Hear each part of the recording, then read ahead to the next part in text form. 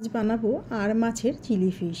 তাই জন্য বাজার থেকে আর মাছ কিনে আনার সাথে সাথে তার গায়ের উপর যে একটা মোটা তেল থাকে সেটাকেও ছাড়িয়ে আনা হয়েছিল।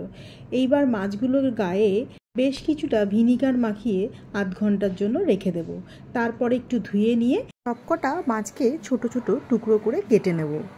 মাছের তেলটা ছাড়িয়ে নেওয়ার পর মাছটা একটু নরম নরম লাগছে, এতে কোনো ভয় পাবেন না, ভাজার সময় ঠিকঠাকই ভাজা হবে, ছেড়েও যাবে না বা ভেঙেও যাবে না।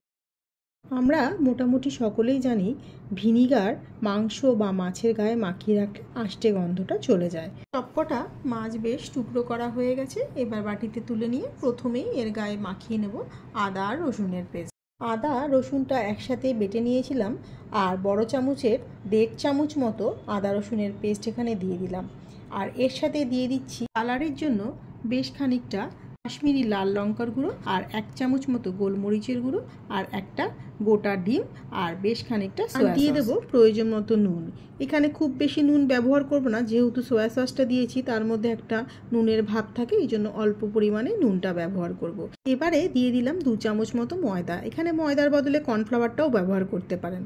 সবকটা মাছের গায়ে বেশ ভালোভাবে মশলা মাখানো হয়ে গেছে। এখন কড়াইতে দিয়ে দিয়েছি রিফাইন অয়েল। তেলটা গরম হয়ে গেলে তার মধ্যে একে একে মাছগুলো দিয়ে ভেজে নেব।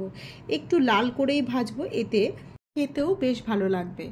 এই সময় গ্যাসের ফ্লেমটা লো টু মিডিয়ামে দিয়ে একটু ধীরে ধীরেই এপিট ওপিট করে উল্টে পাল্টে ভেজে নেব।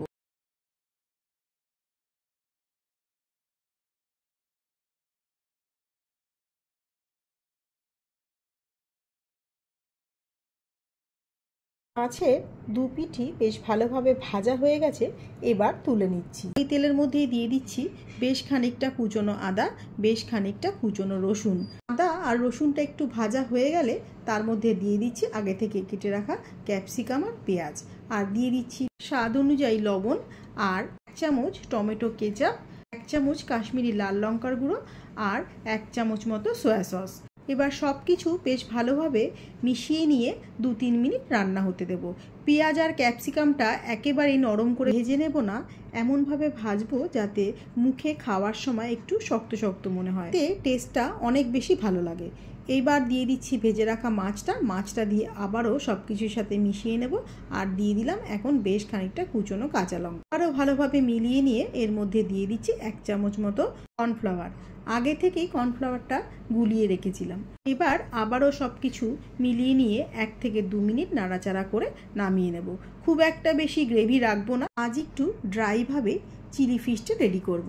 নামানোর আগে সামান্য গোলমরিচের গুঁড়ো আর চিনি ব্যবহার করেছিলাম, ক্যামেরাটা অফ থাকার কারণে সেটা দেখাতে পারিনি। আর মাছ দিয়ে আজকের চিলি ফিশের রেসিপিটা আপনাদের কাছে কীরকম লাগলো জানাতে ভুলবেন না।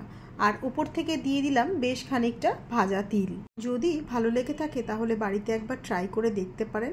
আজ তবে এই পর্যন্তই। সবাই খুব ভালো থাকবেন আর সুস্থ থাকবেন।